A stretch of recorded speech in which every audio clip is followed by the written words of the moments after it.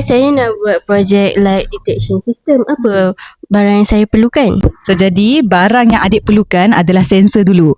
Kalau tengok sini, alright.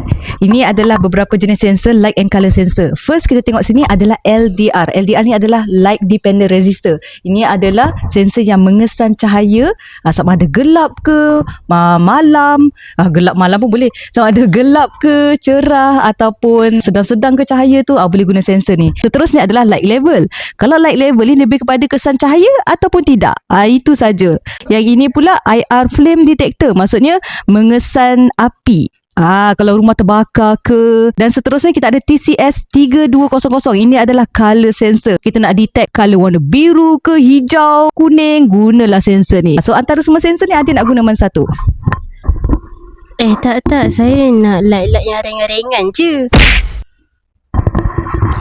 Okey adik, bolehlah beli IZ starter kit ni, okey, kepada siapa yang tak ada basic tu, inilah platform yang sesuai, okey? Adik beli Okey dik, terima kasih. Waalaikumsalam.